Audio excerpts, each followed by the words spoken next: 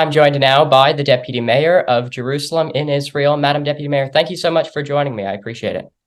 Thank you so much, Ryan. I want to start out with the situation on the ground there. Obviously, this has been the story of the day, and really over the course of the past few weeks, people have perhaps been looking towards Israel. Obviously, this conflict has been ongoing for some time now with the war between Israel and Palestine. What's the situation like on the ground in Jerusalem? Well, this morning we were abruptly woken up on not just a Sabbath, which is a Jewish holy day, but also a Jewish holiday, a high holiday, Simchat Torah.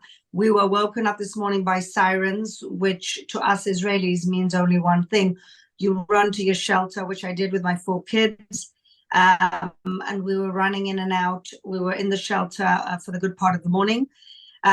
We then found out that there'd been this terrible attack on the southern border of Israel, as well as rockets being thrown around the country, including Jerusalem.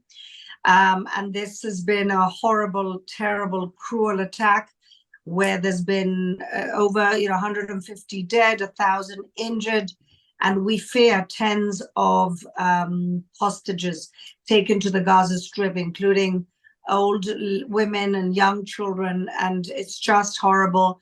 Israel hasn't seen an attack like this for a long time.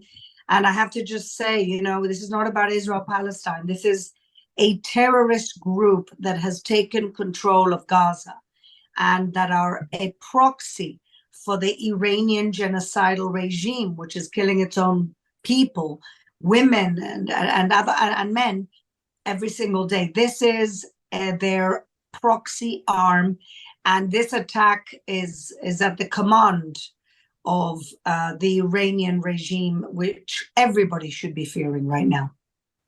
And obviously you're the deputy mayor, but you mentioned you have children. You're also a mother. What is it like having to explain to your kids the state of what's going on? You mentioned having to go to the shelter. I imagine that must be a terrible feeling for you to go through.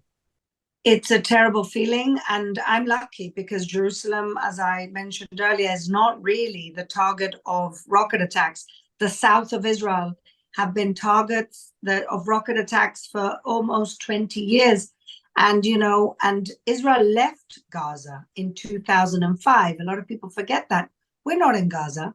We don't control Gaza. They self-govern. So why exactly are they throwing rockets into mainland Israel? And there's really only one answer to that. And that is because they don't believe in any type of two-state solution. They don't believe in any solution. They believe in the destruction of the state of Israel, just as they say it publicly.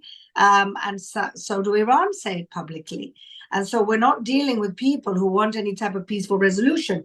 In terms of being a mother, I've got 2 children in the army. They were with me this weekend, thank God. But my daughter's going back to the army tomorrow, and I'm extremely, extremely concerned.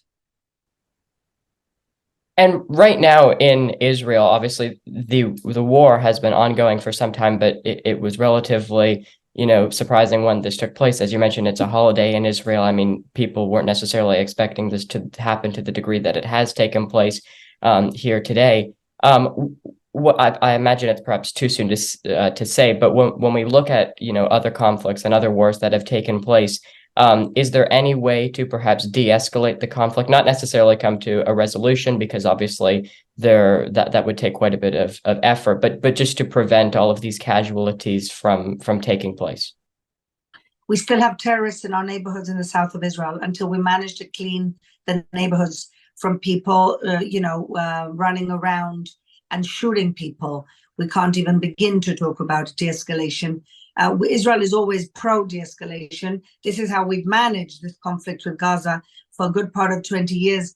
The time for de-escalation is over. The time for protecting our citizens. This is where we're at right now.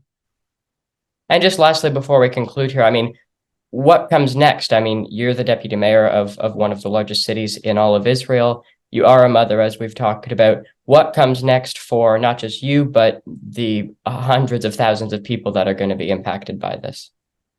Well, the country is 9 million people, and 20% of those people are Arab citizens who are also concerned and also running to the shelters.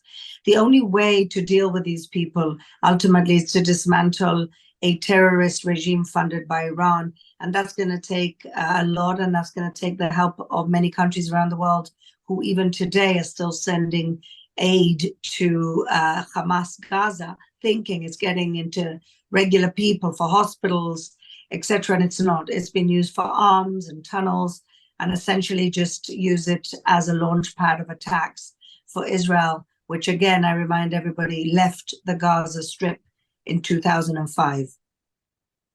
Okay, we'll leave our conversation there. Thank you so much for taking the time. Best Thank you, wishes to you.